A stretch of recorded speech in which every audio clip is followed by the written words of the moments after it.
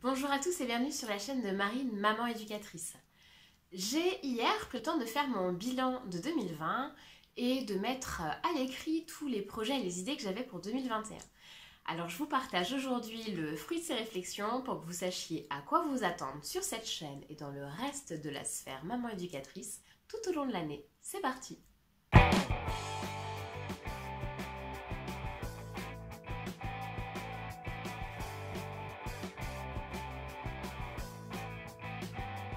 « 2020 a été marqué pour moi et pour la chaîne par beaucoup de lancements. Le lancement de la chaîne YouTube en tant que telle, effectivement, qui a démarré au mois d'octobre ou de septembre, je ne sais plus. Ensuite, il y a le lancement du podcast, qui était également un projet en gestation depuis longtemps. Il m'a fallu plusieurs semaines et même plusieurs mois pour oser passer à l'action, mais vraiment c'est une très chouette aventure. Donc si vous hésitez à lancer, que ce soit une chaîne YouTube ou un podcast, vraiment allez-y. Ne vous bloquez pas avec de fausses excuses du j'ai pas le temps, je ne sais pas faire. Ce sont vraiment de mauvaises idées. C'est en faisant que l'on apprend, donc lancez-vous. Vous verrez que c'est vraiment un projet personnel, professionnel et humain super enrichissant. Vous ne risquez rien à essayer. Une autre chose qui m'a pris pas mal de temps cette année, ça a été la création de mes carnets de lecture qui sont enfin en vente. Alors vous pouvez les avoir en version papier en passant par Amazon. Je vous mettrai un lien en description mais également sur le site marinemamanéducatrice.com. Et vous pouvez aussi les avoir en version PDF sur le site marinemamanéducatrice.com. Donc sur les exemplaires que j'ai ici, il y a un bandeau gris. Ne vous en faites pas, quand vous les commandez, ces bandeaux-là n'existent pas. Donc nous avons une version adulte, ici, et une version enfant. Vous en apprendrez plus en vous rendant sur le site marinemamanéducatrice.com. Et enfin le dernier gros projet qui m'a pris bien plus de temps que ce que je pensais, toujours en lien avec la lecture, c'est le lancement d'un club de lecture pour les CP-CE dès le 1er janvier 2021. Voilà, il reste encore quelques places dans ce cercle de lecture. L'idée est de pouvoir recevoir chez vous à la maison un livre tous les mois, ce qui laisse un mois à votre enfant pour le lire, en faire un retour avec une petite fiche de lecture qui vous est fournie. Vous avez également accès à un groupe Facebook privé pour échanger justement autour de ces livres et recevoir plein d'idées d'activités à faire autour des livres. Voilà, il reste quelques places. Encore une fois, rendez-vous sur le site marinemamanéducatrice.com pour prendre une de ces dernières places de ce fameux club de lecture que j'ai appelé Cercle de lecture. Un dernier projet dont je ne vous ai pas parlé, qui a démarré tranquillement, mais qui s'adresse plutôt aux gens qui sont en Charente, c'est que je participe bénévolement à des ateliers parentaux, à des cafés parents, mais qui sont également ouverts aux grands-parents et aux nourrices, aux nounous, aux asthmates. Ce sont des ateliers vie pratique inspirés de Montessori, adressés pour les 0-3 ans. Nous commencerons dès 2021, mais je vous en parlerai un peu plus, des ateliers pendant les vacances scolaires destinés aux 3-6. Donc voilà, des ateliers d'échange où chacun vient apporter un peu ce qu'il fait chez lui, vient apporter ses problématiques et où on cherche tous ensemble à trouver des idées à partager, à mettre en place. Ça se passe dans les locaux d'Élan, c'est organisé d'ailleurs par Élan. Encore une fois, vous aurez tous les liens en barre de description. C'est vraiment quelque chose qui m'a nourrie et motivée cette année, qui vient en complément des ateliers que j'organise moi de mon côté pour les parents d'enfants en situation difficile, que ce soit des enfants qui ont des troubles du comportement, des enfants en situation de handicap ou des enfants à besoins particuliers. Voilà, pour ces ateliers-là, les dates sont sur le site internet, qui vient également en complément des ateliers que je proposais déjà pour les fratries, parce que être frère ou sœur d'un enfant en situation de handicap, c'est pas toujours facile, c'est même rarement facile. Donc voilà, ce sont des lieux, encore une fois, d'échange et de partage autour de ces thématiques-là et où les enfants ont enfin la place et la parole pour s'exprimer sans culpabilité, dans un cadre bienveillant et entouré de d'autres enfants qui les comprennent. Donc beaucoup d'ateliers effectivement, mais vraiment ces ateliers parentaux à Élan, à Châteauneuf-sur-Charente, sont une vraie source et de motivation et d'inspiration.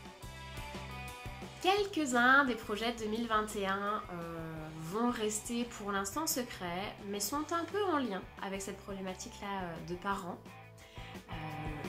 On va voir tout de suite quels sont les ateliers et les projets qui, eux, ne sont pas secrets et que je peux vous partager. Côté parents et côté ateliers notamment, donc je vais maintenir ces ateliers bénévolement dans les locaux d'Élan au rythme d'une fois par mois en ce qui me concerne. Élan organise énormément d'autres choses et je vous invite vraiment à aller regarder leur programme. Ils ont des activités, que vous soyez seul ou en famille, qui peuvent vraiment vous apporter beaucoup. Ce sont des activités qui sont intergénérationnelles. Vraiment, n'hésitez pas à aller voir leur programmation pour 2021. Il y a des choses très très intéressantes. En tout cas voilà, toujours une fois par mois ce rendez-vous-là avec tout un groupe de parents super motivés. Il y aura ensuite, je vous le disais, des ateliers à destination des 3-6 ans pendant les vacances scolaires.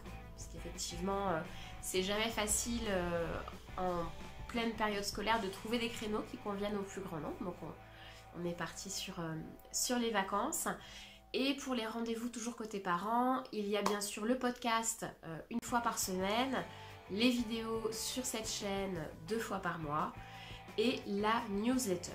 La newsletter, je l'avais un peu mise entre parenthèses en 2020 parce que je n'avais pas de temps de qualité à y consacrer et j'avais pas envie de vous faire voilà, juste 3 mots vides de sens, ce serait vous faire perdre votre temps.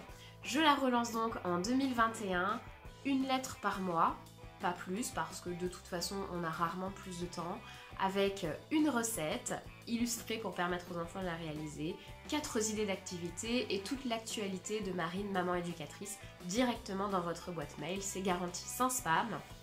Et voilà, c'est vraiment le rendez-vous mensuel pour tous les parents qui veulent aller un petit peu plus loin dans toutes les activités que je peux proposer. Enfin, toujours côté parents, mais je vous le réannoncerai via la newsletter, il y aura courant du premier trimestre l'édition d'un pack organisation qui sera donc en téléchargement sur le site internet marinemamanEducatrice.com, qui sera un pack qui va permettre aux familles de s'organiser. Il y aura des choses autour de l'emploi du temps, que ce soit l'emploi du temps mensuel ou hebdomadaire, des outils pour faciliter la préparation des repas, la gestion des courses, la gestion du budget également, puisque c'est quand même très très lié et c'est une source de conflit au sein des familles, donc autant mettre des mots dessus et le préparer pour que ce soit le plus serein possible. Côté enfant, je vous le disais, le lancement du club de lecture s'est fait fin 2020. Le club en lui-même, le cercle en lui-même, démarrera dès janvier 2021 avec l'animation de la page Facebook du groupe Facebook dédié, des idées d'activités. J'aimerais vous en proposer plusieurs par mois. Aujourd'hui, je me suis engagée à vous en donner au moins une par mois pour pouvoir varier et que vous pourrez ensuite reproduire bien sûr sur d'autres livres que ceux que vous recevrez à la maison. Des cafés lecture cet été si les conditions le permettent et si les adhérents ne sont pas trop éloignés les uns des autres.